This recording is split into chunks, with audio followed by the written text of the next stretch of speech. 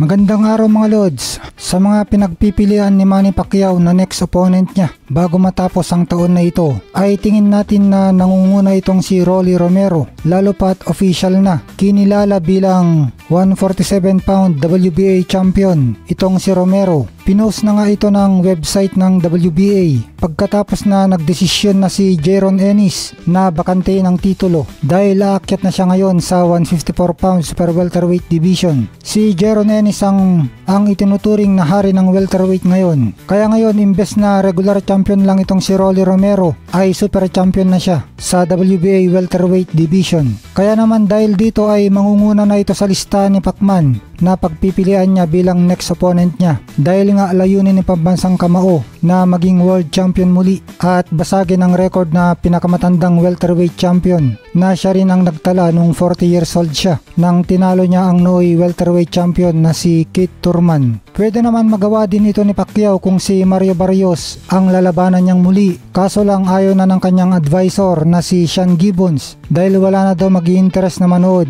kasi malinaw daw na tinalo ito ni Pacman nung July 17. Ito namang isa pang pinagpipilian na si Floyd Mayweather ay mukhang wala nang balak na bumalik sa lona. Sinabi na nga rin dati pa ni Pacquiao na natatakot itong si Mayweather. Mukhang okay na itong si Mayweather at masaya na sa kanyang walang dungis na record na 15-0.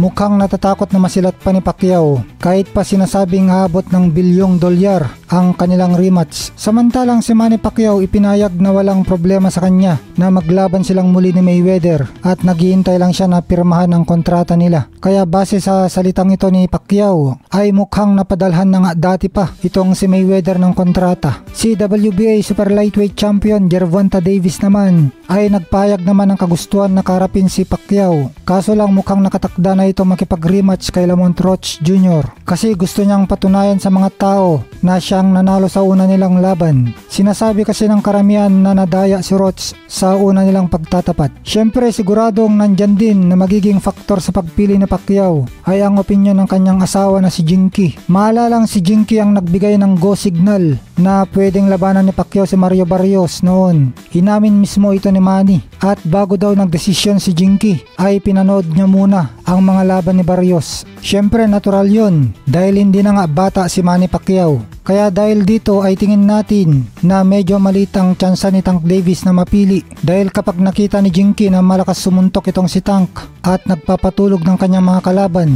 ay malamang hindi pumayag ang misis ng nag-iisang 8 division at nag-iisang Pinoy Boxing Hall of Famer. Pero ang problema kay Rolly Romero ay nakikipag-negotiate na ito sa rematch nila ni Ryan Garcia. Pero syempre kapag nag-aksyon na ang Team Pacquiao at tinawagan na si Romero ay tingin natin na siguradong si Pacquiao ang pipiliin nito kasi mas malaki ang kikitain niya at gusto daw niya na magkaroon ng Hall of Famer sa kanyang resume dahil mas madali daw siyang maging Hall of Famer kung makakatalo siya ng isang Hall of Famer. Kayo mga Lods, sino ang gusto niyang susunod na kakalabanin ng ating pambansang kamao? Comment na sa ibaba at pag-usapan natin yan.